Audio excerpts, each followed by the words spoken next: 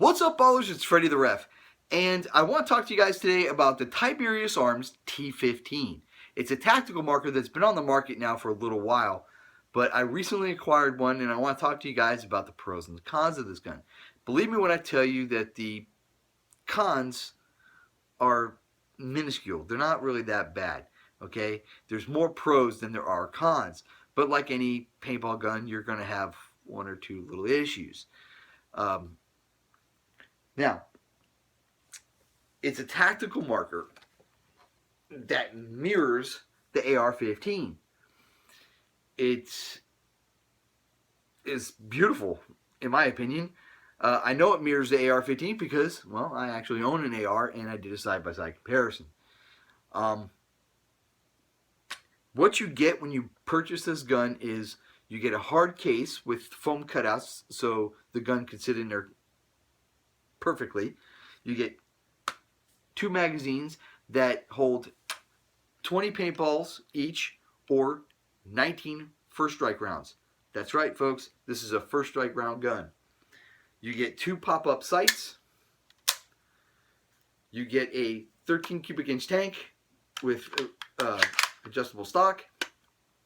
You get a takedown tool, a barrel sleeve, some O-rings, and not that you would get this gun for this reason, but in case you want to run a hopper, you take the dust cover off and it has a hopper attachment for it.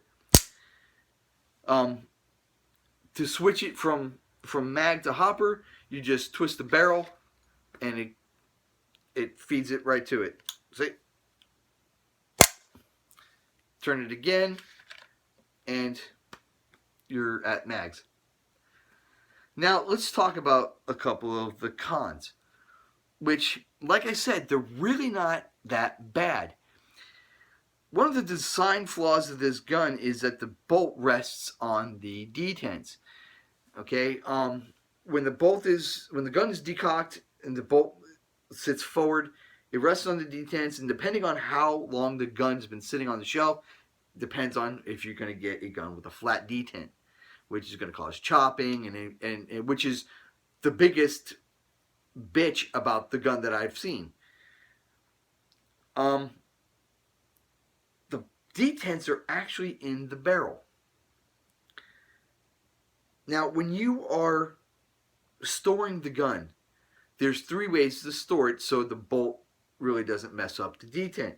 You can leave the gun cocked, which to me, I wouldn't do that. I mean, especially if you have air in the tank. You can remove the bolt, which is easy enough to do. Just like a real AR-15. See this pin right here? You just punch that forward. The gun opens up. You can get access to your trigger assembly, your bolt.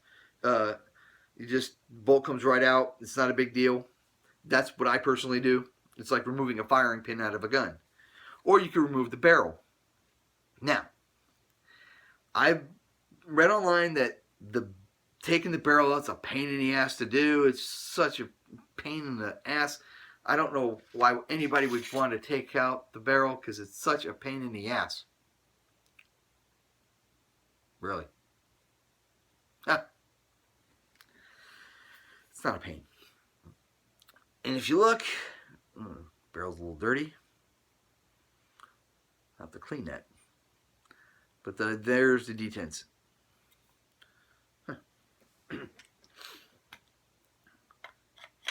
I used the gun today, that's why the barrel's kind of dirty. So, and look, that goes right in. You got to keep twisting it until you find the notch, and then the barrel slides all the way in. Give it a little twist, and there you go, you're good to go. The other complaint was that the charging handle doesn't go back forward. A real AR-15, it's spring-loaded, goes right back.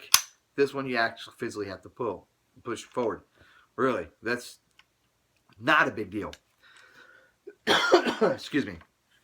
The other one is that the gun does not go full auto. Here's the selector switch. You got safety, you got semi, and then that's it. I do not know if Tiberius Arms is going to make a a lower that does full auto. If they do, that's great. If they don't, that's great. To me, it's not a big deal. And that's basically the cons of the gun. Once you get the gun dialed in and tuned up, it's an incredible gun. So let's see. Air efficiency.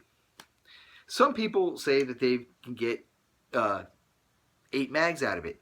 Well, I've gotten 7, which I think is pretty good for this tiny little tank.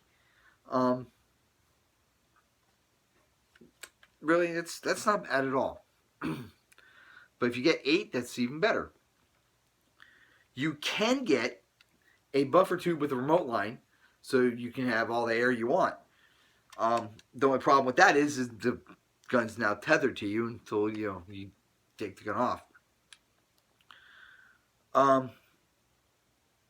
But that's it. I mean, I played with it today during our beeswax game. Now, I wanted to get that on film, but I couldn't because I was too busy winding these magazines. It's just, I have 6 of them. So, once you get them all wound up, then you got to drop the ball in one at a time, and it takes a while. And I didn't get a chance to set my camera up. But when I did play, wherever I pointed that barrel, that's where that ball went. I mean, the accuracy was incredible. I did get a couple of chops. I should say I got like maybe 6 chops. Out of 6 magazines, that's not bad. But I do not blame the gun. I have one mag that's kind of messed up. and I think that was the cause of the problem. When the day was over, I filled the mag with some graffiti. I went into our target range and I shot at different targets. Not one ball break, and the gun performed beautifully. I don't know what's going on with my throat here.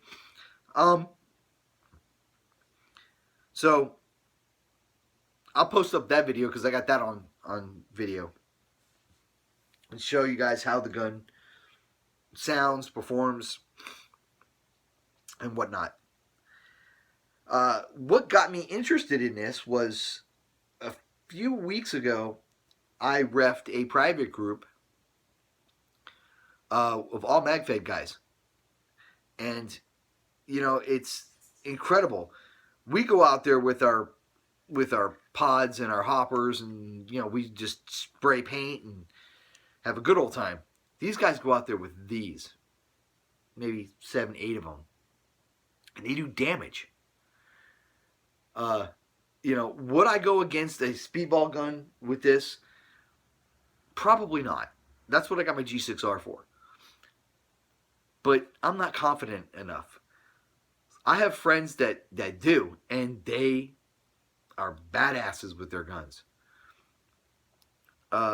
Until I get my confidence up enough. I mean, I did play the beeswax game. We didn't have that many people against us, so that's why I played with it. But watching this private group, man, it was insane. They were just making sure every shot counts. First strike rounds were going everywhere.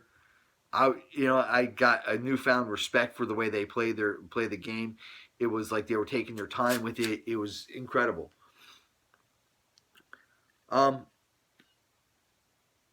It was just, and even that day, a lot of the guys were chopping paint. It could be the paint. The weather's kind of cold out here, so we're out in the woods. That's why I believe that was my mag that was messed up. I mean, look at this is clean. This is from playing today. Okay, I have 5 mags that look like this and 1 that's caked in paint. And I was using graffiti. So, also, the cool thing about this gun too is any accessory that you have that will go on a real AR-15 will go on this gun too. A buddy of mine gave me a scope for it. He gave me the remote buffer for it. It's I can't wait to try that out. Now I got to get the vest that holds the mags because I was having mags all in my pockets and stuff like that. I was like, ugh. But that's basically it. I mean, watching those guys play looked like they had a great time. Now I got the best of both worlds. I got my speedball gun and I've got my tactical. Um, so I'm ready to get my game on with this. But if you're in the market for a gun like that, like I said, the cons really are nothing. They're nothing. I mean, they're easy fixes. And once you get it dialed in, you're going to have one hell of a gun. I've seen pictures of these guys that have these guns all decked out, and it's insane. I can't wait to do that to this. Um, I would like to give a big shout out to a great bunch of people who have helped me out with this. Matt, Angela, Isaiah, Al, you guys are the best. Um, I'd like to thank you for welcoming me into your MagFed family. I hope I don't disappoint you. And, I'll get myself in a game with on film with this. I promise. So you guys can see how bad I really am. And that's bad, not the good way. But, yeah, I absolutely love this. The Tiberius Arms T15. Alright. So we got the T15. I got mags full of graffiti. Or a mag full of graffiti.